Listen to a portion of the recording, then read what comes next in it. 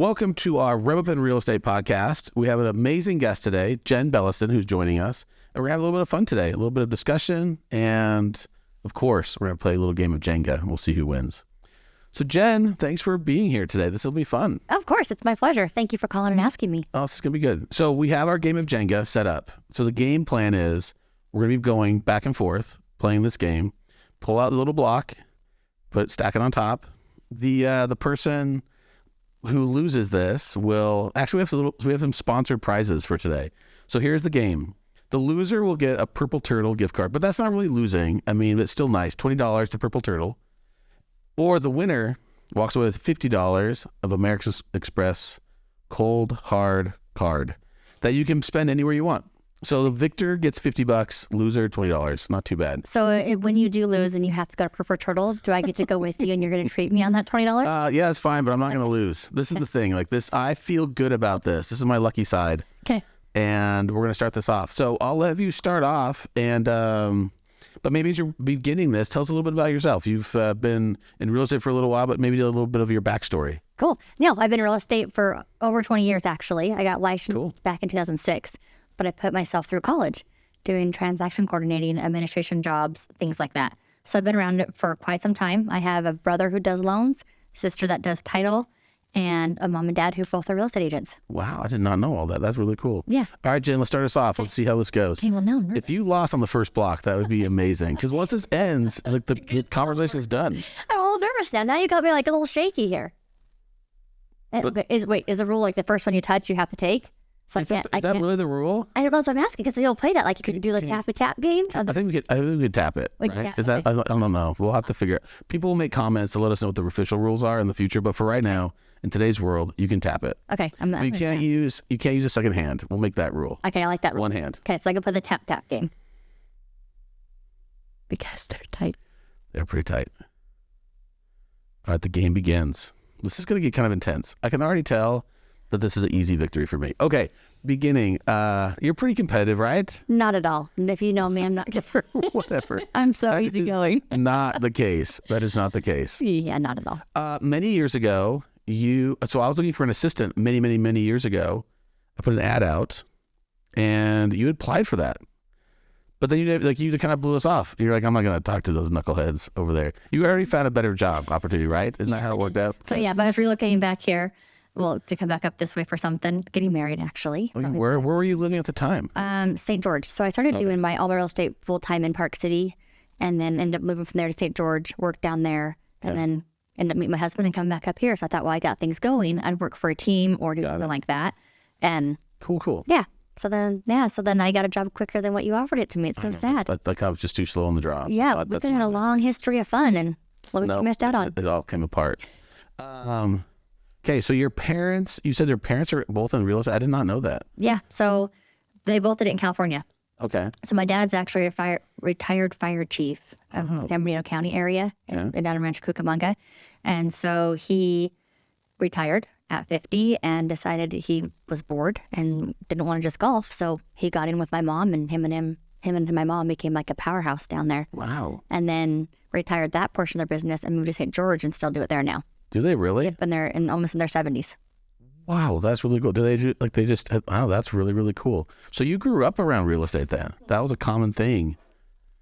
What were some of the biggest takeaways? Like what? Because there are some people who are around real estate growing up and they're like, my gosh, what if I lose off of this? I know. See, I'm telling you, I'm nervous about the whole reaching and polling and stacking. Yeah, I'm stretching a little bit there, but I got it. Safe. Whew, game continues. Can you not take the side ones?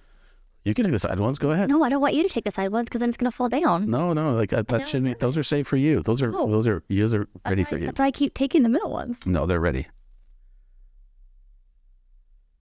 Okay, so like you seeing your parents in real estate, what were some of the biggest takeaways that you got from that? I mean, you probably saw some pros and cons of that. There were things that you wanted to model, and there are things that you said, you know what, I'm not going to do that kind of stuff. When you started out in real estate? Yeah, so it's actually been a lot of fun because when I first started, my mom taught me the rep seat and all that. Because when you go to school, they just tell you, don't do this or you'll go to jail. Don't do this or you'll lose your license. And so for me, I was able to watch her over all the years, how she treated her clients, the different client appreciation things she did.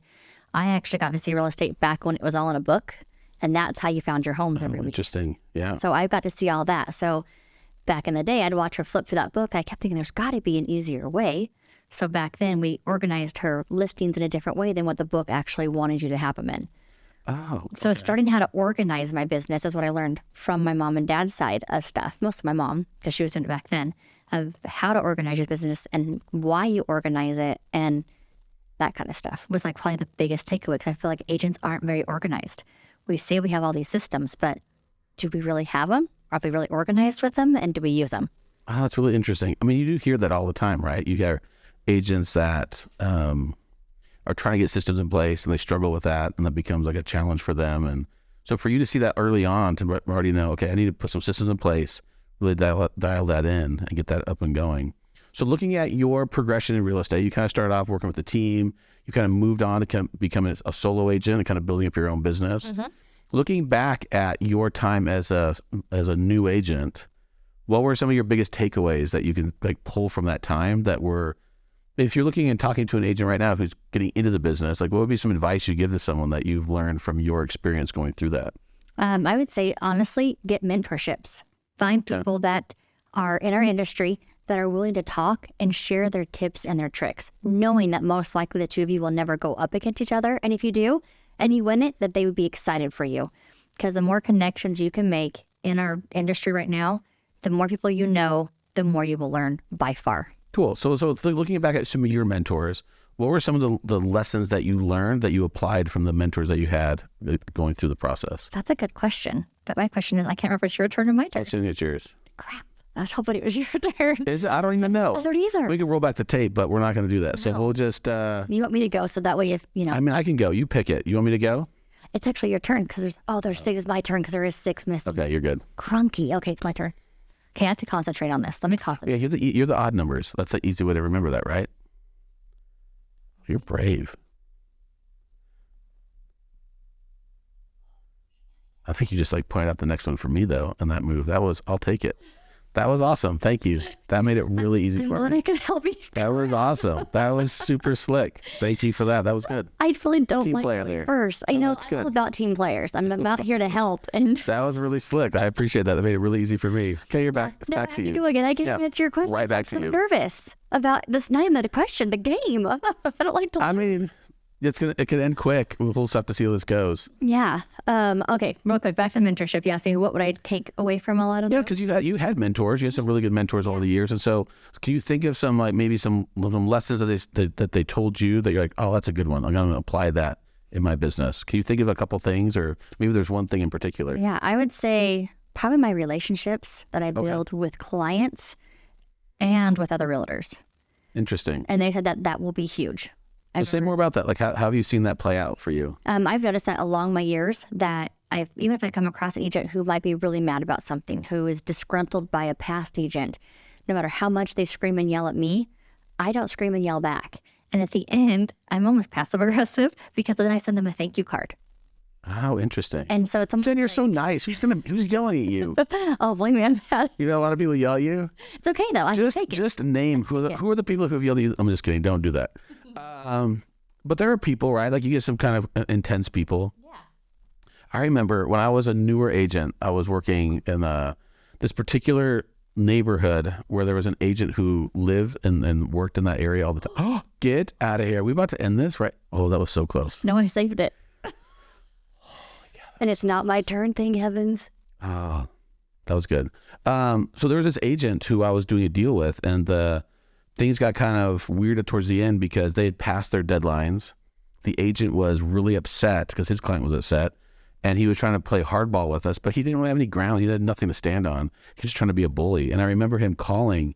He was so mad, and he just went off. And he started, like, his tongue just got crazy. He started, like, swearing a ton. And I was like, I'm just not dealing with this. So I just hung up on him. And every time he'd call, so he called back again. He's like, hey, we got disconnected. I'm like, no, actually, I hung up on you. Then that guy made him even madder, and he called back multiple times. At the time, then he called my broker, and my broker came over. He's like, hey, I got this call from so-and-so, who'd been an agent for a long, long time. He's like, he said that you keep hanging up on him. Like, I do. Every time he loses his cool, I hang up on him because I just don't want to deal with his garbage. And it was interesting because he lost his cool so many times until he finally, I just needed to talk to him in a normal tone, but he just kept losing it. And I think it's really easy when you're getting attacked. A natural approach is just to kind of fight back and like go back at people. Mm-hmm. But that takes a lot of. So what are some of the things that you've been able to do when those moments when you're getting this onslaught? Like, how do you deal with that? A lot of times I'll just talk back to the person in the essence of like almost like they're a little kid. Okay. And I feel bad saying that, but I'll try to in a calming voice. I talk to them and I say, hey, dude, I'm not yelling at you. I'm not getting upset with you. We're on the same team. So I try to remind the agents from the very beginning, we're on the same team. We're here to work together. So how do we work together to get the best outcome for your client and for mine? And usually when I say that and I talk in a very like kind voice, like, okay, dude, I'm really, really sorry that you're this upset. It's like literally talking to a little kid. Yeah. And once I do that, usually I can get them to calm down and usually we can cooperate.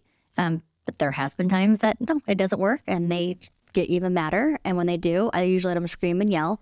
And when they're done screaming and yelling, I ask if they're done and screaming and yelling like a little kid, or if they have more they need to get out. And then once they yell more, usually after I call them a little kid, then we can usually talk to work it out. But then I found I've ran into those people down the road and they've all said, thank you for letting me yell at you. I had a bad day and this is what happened. And instead of going home and yelling at my kid or my wife or my husband or somebody, I yelled at you, who's a perfect stranger, and you didn't get mad at me. I think that's really interesting. I love the thought of kind of picturing mentally this person as like a kid having a temper tantrum. Mm-hmm. Because how weird would it be if you're at a store? I mean, you see those kids who lose control at a store, like maybe at a toy store or at a grocery store, you see some kid that's just kind of losing it and they're on the floor and they're kind of screaming and yelling. But how weird would it be if you had the parent who would like match that same energy that was screaming and yelling at the kid? And if they were going crazy, you'd be like, dude, what is wrong with the parent? Right. Because that would be like that. But how interesting it is if you had that mindset with the person you're dealing with, and you picture them in your mind as a kid having a temper tantrum, and you're just like, oh, well, whenever you're done, we'll just deal with it. Yeah. Whenever you're done, like pouting and fussing and kicking and screaming on the floor, like just let me know and we'll just deal with it. That's kind of how I look at it, because we have to deal with it eventually. So I'm gonna let you kick and scream now, and hopefully you won't kick and scream later, and we can talk. Yeah, that's a great insight. So that's been huge. So relationships have been huge, and I know like past years having multiple offers. There's some where my offer was not the best by far, but because the relationship I had with that agent or that company is what got us to the top. That's an awesome thing. And I don't think even the clients who are working with you even realize that relationship capital you've already built out in the marketplace. That's hard to tell someone when you say, well, the advantage you have working with me is that I have a good reputation. And I mean, it's hard to say that about yourself, right? People start to see that. They start to see that you can have different results because of how you treated people in the past. I think they'll start to catch on with that of how you treat them too. That's my hope. Honestly, it's my hope, because I'm not someone who likes to say, hey, you got this house, because I knew this person. That's not your style? That's not your like the... I stopped doing that a couple of years ago. I had to like get with it again, so. All right, so Jen, you've had some crazy roller coaster rides in life and in business. Yeah.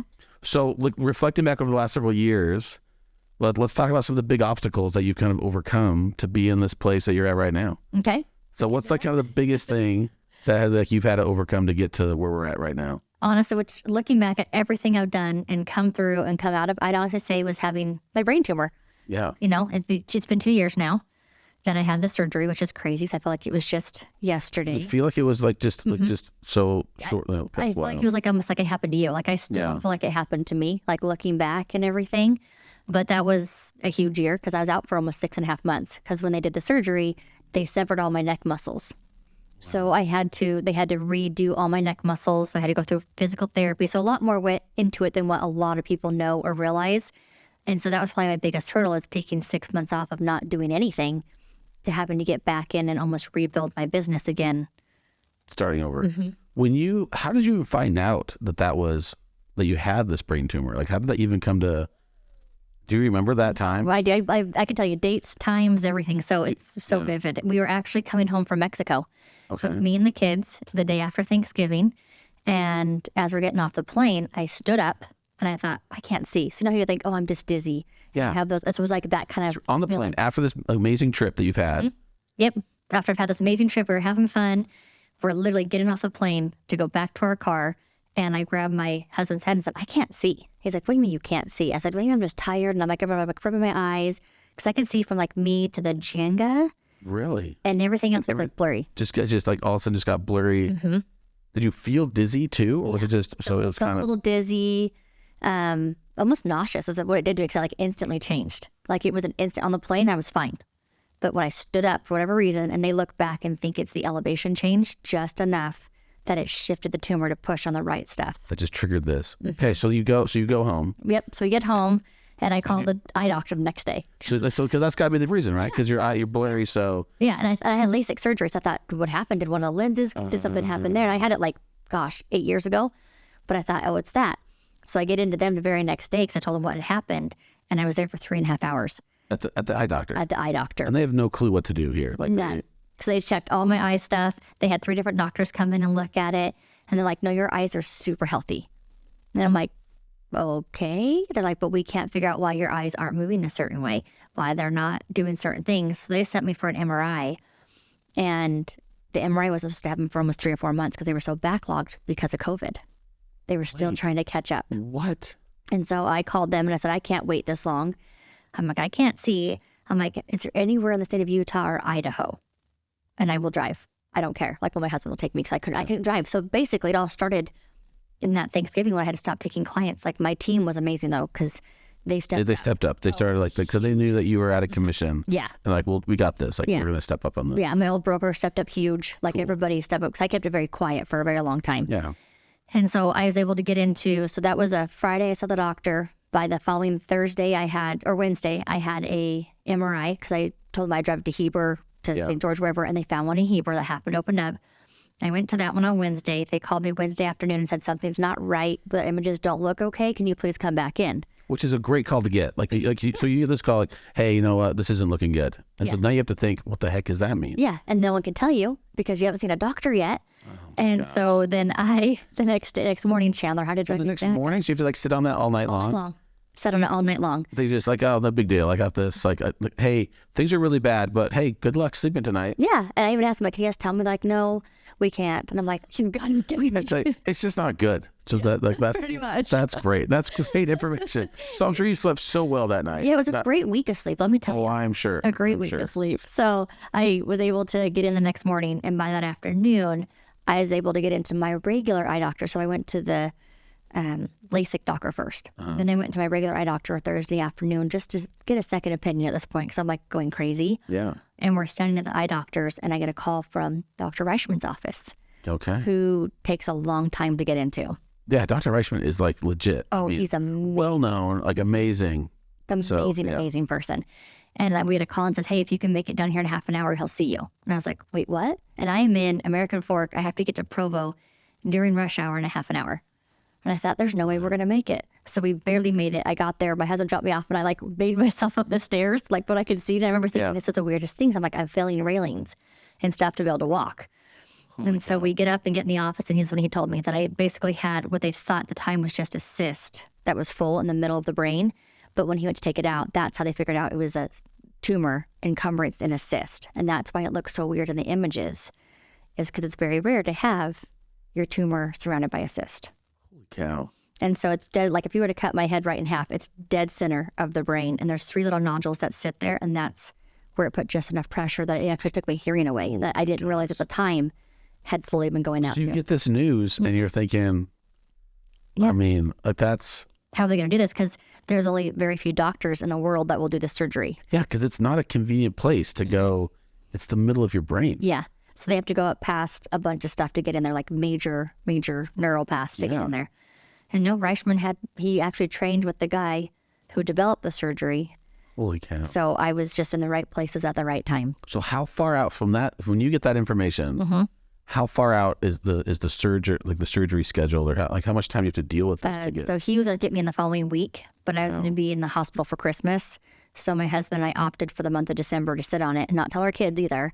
So it's just you and your husband that know all this this whole time until right after Christmas. Then we told the rest of the family. That's a great Christmas. So you're so joyous and fun that you're thinking all these thoughts have got to be going through your head. Oh yeah, it was scary, but I felt comforted, which is so hard to explain. And my husband will tell you the same thing, that he never once was scared.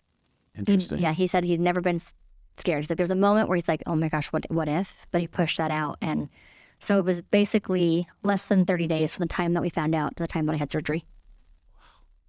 Yeah. Okay, so you're going into surgery. And this is not an easy surgery. Nope.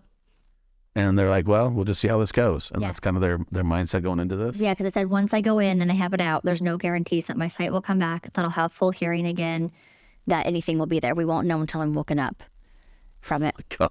So, but we didn't have a choice. At this point, it was It's like, like no other choice. Yeah. Like this, we're going to do this. And we hope it, like, hey, wish us luck. yeah, here we go. And, So, yep, but he woke me up right after, and I remember seeing him standing there, and I could see him. And because he was standing above the bed just far enough that I... Which is, when you saw him, was it like, holy cow, like this is good news. Like, this is great. Yep, I remember, because I usually don't wake up very well from anesthesia Yeah. at all. And so I remember when I did wake up and I could see him and I could talk, and I was like talking to you like I am now. I've never been able to do that. So I was talking to him, and he's like, well, you can see me, right? And I'm like, yeah. And like someone behind him was ringing a bell to see if I could hear that, which I couldn't hear before. I could hear that bell. Like there's a lot of stuff that, so I knew instantly that when he did it, he fixed it. Coming back. Oh. So then after you have the surgery, you've got this like process of coming back into full force, right? Like, so what's that rehab and what's that look like for you to go through that? Yeah, it was crazy. So I was in the ICU for 5 days. And then after the ICU, they put me down on the lower level for a day. And once I was good there, then I came home. My mom had to live with us for 6 weeks because I couldn't lift kids. I could barely walk. Because they had to, because I'm actually still missing about that big of a chunk in the back of my head. So I don't have a skull back there. So they can't replace the back of your skull. So they had to stretch my neck muscles to cover the back of my head and to cover the brain. Holy cow. Yeah. So it was a long recovery, but it was good. And we're back. And I remember for the first 3 months that I was really out and really couldn't do much. My team stepped up big time. And I think that's what saved my business, to be honest, was the relationships, again, that I made throughout real estate. And once people started finding out what had happened, people from all different real estate companies, title companies, lenders, home inspectors, everybody reached out and were huge assets in keeping my business going. That's amazing. Mm-hmm. It's interesting. Like we have such an interesting industry because it's competitive in the sense that everybody's kind of these independent contractors. They're all out doing, and there's like, they're all kind of setting themselves up to be able to differentiate themselves. But there's like this common ground between, and there are some of the outliers, right, that are like, they're gladiators and they could care less about dealing with anybody else. But I would say overall, like, it's just a pretty powerful network of people who, although on the surface level, like they're all competitors, like we're all wearing different jerseys oftentimes, Right. but to like have that common, like that's pretty powerful. That's cool. Yeah, it was, for me, it was really neat because I knew that we all are friends. We all talk, we see each other, but there's people that I didn't realize I had affected. Somehow I did one deal with them. And next thing I know, like I had one realtor send my kids a bunch of stuff. So So cool. they would keep their mind off the fact their mom couldn't do Close to stuff with them. them. I had somebody send a tutor in for my kids because That's mom so couldn't cool. do homework. Like there's a lot of miracles and things that happen from our real estate community in general. That was amazing. But that says a lot about the relationships that you built during all that time to be able to have the ability to like for people to withdraw from that, and then for you to be able to get benefit out of that because you had put so much effort into that. That's really cool. Yeah, it was neat for me to see. It was neat because I am always looking to help. I don't care to have the help. Yeah. I don't want to ask for the help. So the people that did reach out. That's definitely not your style. You're not one to like ask anybody for anything. No, not at all. So it was really hard for me. It was very humbling for me to take that help from our peers and from everybody. So it was neat. It was really neat. Wow. So we're in a good industry, and that's why I always say relationships are key. Yeah. Thanks for sharing that. That's what a impactful journey that you had to go through. Oh, thanks. That would knock some people out. Like that would be for someone who's kind of a warrior and they don't really build relationships. Like they go that route. Like that's like they're going to be pretty limited with their ability to bounce back from that. Mm-hmm. That would just decimate someone else's career. It would, and that's why I'm lucky. I'm very fortunate that I had been in as long as I had and had built what I had built. That's super cool. Yeah. Well, sorry, I have a really long story. it's really good. I think we're getting close for this. Your turn. Is it mine? It is. Oh, I'm not touching that thing again. Remember, I almost tipped it over. No, it's my turn. All right. I wasn't going to say anything because I don't want to have to go again. I might go righty. I know. I always forget that you have the other sides you can go to. And I always want to stick to my side that like I'm looking at. It's like way down there, but I pulled it out. Good. Gosh, now I have to go again. There we go. Oh my gosh, I need to go and get it over with. Okay, there you go. We almost tipped this thing before, so it seriously is so close. Go. Well, how come it never tips for you? That's because I don't know. I flucked out. Oh, come on. That was easy. Oh, boy, Kim. Oh, that's like tilting. Gotta be a good one out of here. Oh, those are not good. Oh, see? Look at it. Oh. Are you seriously kidding me? How? Okay, so when are we going to Purple Turtle? Oh my gosh. Well, enjoy your $50. My goodness. My purple turtle. I can't. What could I go buy right now that I can take by your office? To just to show hey, I cannot believe. I told you I don't lose. I was so close to that. You were. You almost had it. Good job. Bullet. Yeah, you too. Yeah. That was fun. Thanks for sharing. That was really cool. Yeah, of course. That was fun. That was way fun. Hey, thanks for tuning in on our Rev Up in Real Estate podcast today. I hope you enjoyed seeing me lose again. Good night. You'll be kidding me. How do I keep losing this blasted battle? It's all good. Hopefully you got some value out of this. Be sure to follow us on social media. We're on all the different channels, except for MySpace, but who cares? Follow us on all the other ones, YouTube, Facebook, Instagram. I think we're even on TikTok sometimes. So check us out. And thanks again for tuning in.